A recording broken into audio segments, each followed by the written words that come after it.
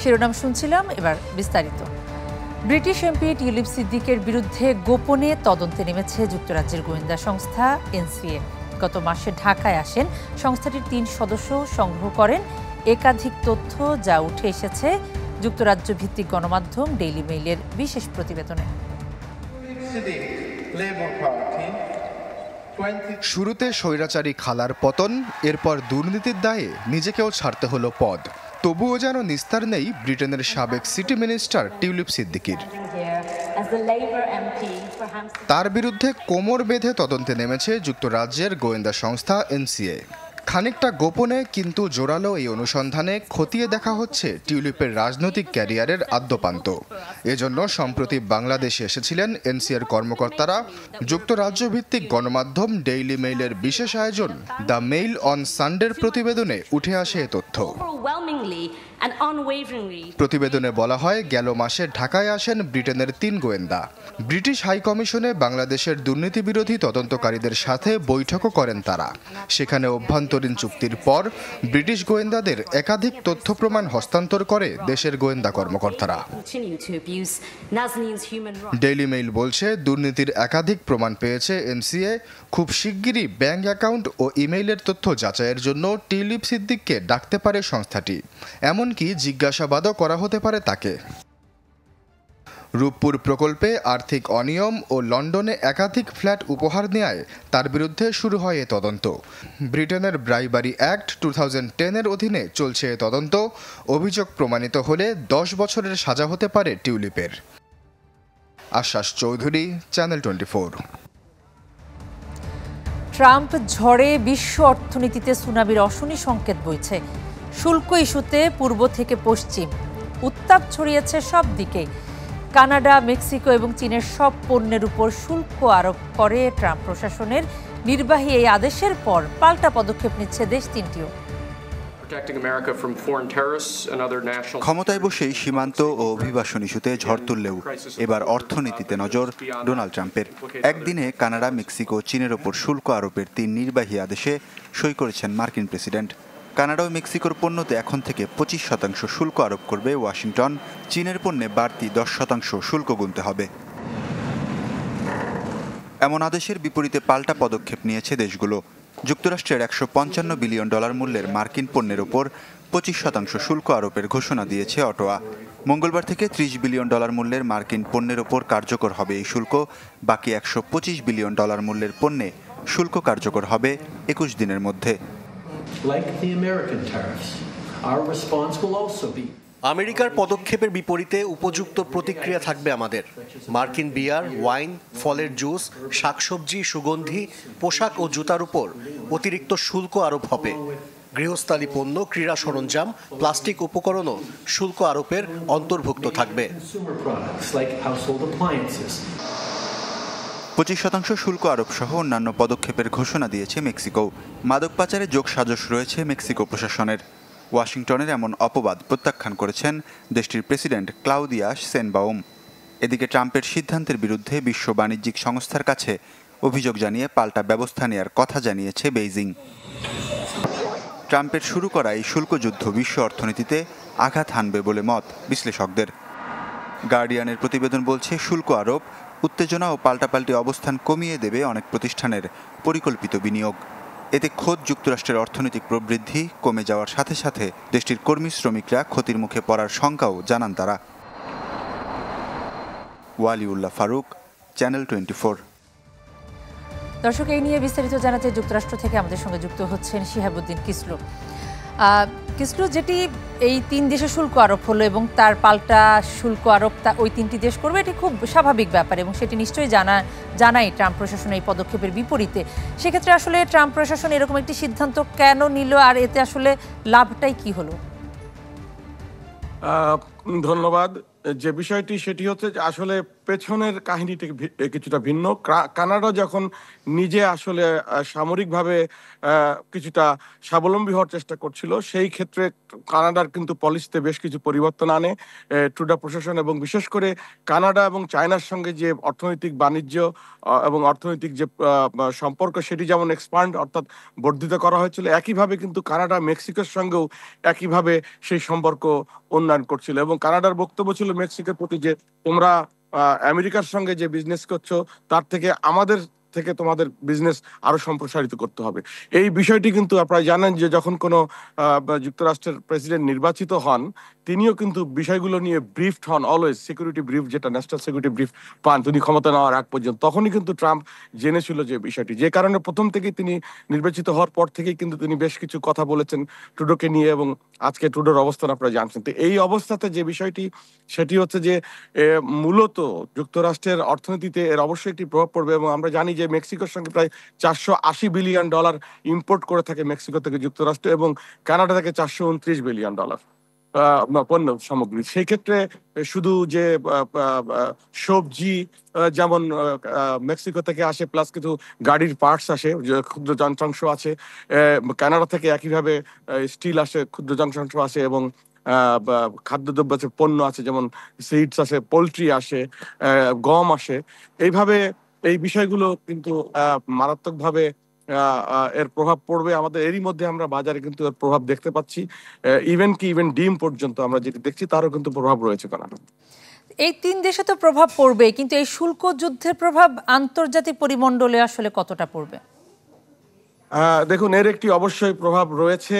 যেমন ইতিমধ্যে কিন্তু চায়না বলেছে যে ওয়ার্ল্ড ট্রেড অর্গানাইজেশন তাদের কিন্তু একটা নীতিমালা আছে, সেই নীতিমালা অনুযায়ী এই ধরনের প্রতিহিংসামূলক কোনো ট্যারিফ কিন্তু কোনো দেশের উপর চাপাতে পারে না। সেই জায়গা থেকে একটি যে আন্তর্জাতিক যে নতুন যে মেরুকরণ হবে, সেই মেরুকরণের প্রভাবে অবশ্যই এর বিভিন্ন দেশে, বিশেষ করে আমাদের মতো উন্নয়নশীল দেশেও সেটি পড়তে পারে। এবং যে বিষয়টি হচ্ছে যে একটা জিনিস জেনে রাখা দরকার যে ট্রাম্পের এই বিষয়ের কিন্তু একটি অবসান হওয়া দরকার। এই অর্থনৈতিক যুদ্ধের, এটি একটি অর্থনৈতিক যুদ্ধ, কিন্তু রাজনৈতিক উদ্দেশ্যের পেছনে রয়েছে।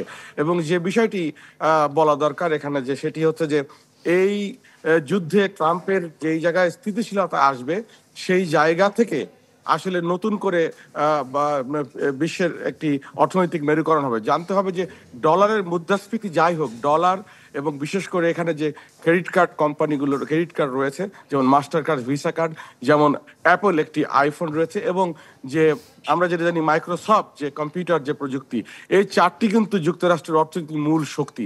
এই চারটিকে বিট করার মতো, আর এই চারটিকে উতরে যাওয়ার মতো কিন্তু অর্থনীতি পৃথিবীতে এখনো সেইভাবে আসেনি, যে কারণে যুক্তরাষ্ট্রের অবস্থান একটু শক্তিশালী পর্যায়ে রয়েছে। তারপরও যে বিষয়টা হচ্ছে যে আভ্যন্তরীণ অর্থনীতির যে প্রভাব পড়বে এবং জীবনযাত্রার ব্যয়ে যে মাত্রাতিরিক্ত প্রভাব পড়বে, বিশেষ করে আমরা জানছি যে আগামী কয়েক সপ্তাহ পরেই কিন্তু যুক্তরাষ্ট্রে মারাত্মক প্রভাব পড়বে এই ট্যারিফ যুদ্ধের বিষয়। সেইটি নিয়ে কিন্তু আমরা এরই মধ্যে সাধারণ মানুষ অত্যন্ত উদ্বিগ্ন। এবং এখনই আমরা সুপার মার্কেটগুলো দেখছি যে পণ্য সামগ্রীর দাম বেড়ে গেছে। ডিম যেখানে আমরা আগে $5 ছিল অর্গানিক ডিম, বা সাধারণ ডিম যেখানে $4.5 ছিল, $5 ছিল, সেখান থেকে এখন কিন্তু $15 ডিম বিক্রি হচ্ছে। এবং অনেক ক্ষেত্রেই আমরা সুপার মার্কেটে বিভিন্ন, বিশেষ করে কলা, যেটা মেক্সিকো থেকে আমরা আসে জানি, ফ্রুটস, অ্যাভোকাডো, কলা এবং শাকসবজি, এগুলোর স্বল্পতা রয়েছে এবং দামও বৃদ্ধি পেয়েছে। তো আগামী 2 সপ্তাহ আমরা আশঙ্কা করছি যে যুক্তরাষ্ট্রের বাজারে এবং জীবনযাত্রায় প্রচন্ড রকমের প্রভাব পড়বে, নেতিবাচক প্রভাব।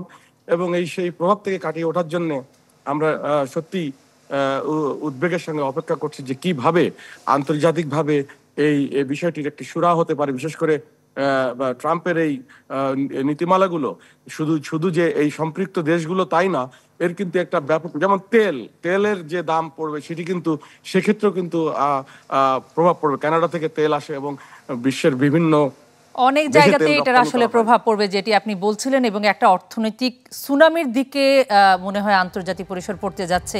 জনাব কিসলু, আপনাকে ধন্যবাদ। শিহাবুদ্দিন কিসলু আমাদের সঙ্গে যুক্ত হয়েছেন যুক্তরাষ্ট্র থেকে। ইসলামী ব্যাংক পিএলসি ওয়ার্ল্ড নিউজ টুডেতে একটা বিরতির সময় হলো, একটু পরেই ফিরছি, আপনারা সঙ্গেই থাকুন। দর্শক, বিরতি শেষে আবারও আমন্ত্রণ ইসলামী ব্যাংক পিএলসি ওয়ার্ল্ড নিউজ টুডেতে। ইউক্রেনে একদিনে দেশটিতে ১২৩ ড্রোন এবং ৪০ ক্ষেপণাস্ত্র ছুড়েছে মস্কো। এতে প্রাণ গেছে ১৫ ইউক্রেনীয়র। আহত হয়েছেন আরও বেশ কয়েকজন। ধসে পড়েছে ১৮টি ভবন, একটি স্কুল এবং একটি জ্বালানি অবকাঠামো। হামলার সময় টহল দিতে গিয়ে সুমি অঞ্চলে প্রাণ গেছে ৩ পুলিশ সদস্যের। এছাড়া কুরস্ক অঞ্চলে ধসে পড়েছে একটি বোর্ডিং স্কুল। এতে প্রাণ গেছে ৪ জনের এবং ধ্বংসস্তূপ থেকে উদ্ধার করা হয়েছে ৮০ জনকে। যুদ্ধ শেষে গাজা উপত্যকা কার নিয়ন্ত্রণে থাকবে তা নিয়ে শুরু হয়েছে নতুন আলোচনা। উপত্যকাটি বর্তমানে হামাসের দখলে থাকলেও তা নিজেদের নিয়ন্ত্রণে নিতে মরিয়া ফিলিস্তিনি কর্তৃপক্ষ, যা বাস্তবায়নে প্রয়োজনে হামাসের সাথে সংঘাতে জড়ানোর জন্য প্রস্তুত তারা। যুক্তরাজ্য ভিত্তিক গণমাধ্যম মিডল ইস্ট আইয়ে উঠে এসেছে এমন চাঞ্চল্যকর তথ্য। হামাস ইসরায়েলের যুদ্ধবিরতির পর আসলেই যদি গাজায় স্থিতিশীলতা ফেরে, তাহলে গাজার দায়িত্ব থাকবে কার কাছে, হামাস নাকি ফিলিস্তিনি কর্তৃপক্ষ? মধ্যপ্রাচ্য তো বটেই, বিশ্ব রাজনীতিতেও বিষয়টি আলোচিত হচ্ছে। এর মাঝেই চাঞ্চল্যকর তথ্য উঠে এসেছে যুক্তরাজ্য ভিত্তিক গণমাধ্যম মিডল ইস্ট আইয়ে। এতে বলা হচ্ছে, গাজা উপত্যকার দায়িত্ব নেওয়ার জন্য প্রয়োজনে হামাসের সাথে সংঘাতে জড়াতে প্রস্তুত প্রেসিডেন্ট মাহমুদ আব্বাসের ফিলিস্তিনি কর্তৃপক্ষ।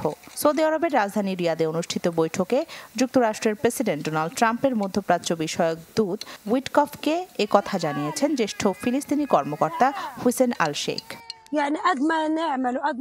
ইসরায়েলি হামলায় বিধ্বস্ত গাজার শাসন বর্তমানে হামাসের হাতে। তবে ফিলিস্তিনি কর্তৃপক্ষের লক্ষ্য হল গাজা নিয়ন্ত্রণ করবে একটি কমিটি, যার বেশিরভাগ সদস্য হবে গাজার বাইরের। মিডল ইস্ট আই বলছে, গাজার শাসক কমিটির প্রধান হবেন প্রেসিডেন্ট মাহমুদ আব্বাসের দীর্ঘদিনের পরামর্শক জিয়াদ আবু আমর। তবে তার হাতে অনেক নতুন ক্ষমতা দিয়ে ফিলিস্তিনের উপপ্রধানমন্ত্রী হিসেবে নিয়োগ দেওয়া হবে। যুক্তরাষ্ট্রের দ্বৈত নাগরিক হওয়ায় ট্রাম্প প্রশাসনের কাছে গ্রহণযোগ্যতা রয়েছে জিয়াদ আবু আমরের। ২০১৪ সালে যুদ্ধের পর অবরুদ্ধ গাজার পুনর্গঠনে অর্থায়নের বিরোধিতা করেছিলেন তিনি। প্রায় ১ দশক ধরে গাজা উপত্যকায় ফিলিস্তিনি কর্তৃপক্ষের কর্তৃত্ব পুনঃপ্রতিষ্ঠার চেষ্টা করে আসছেন তিনি।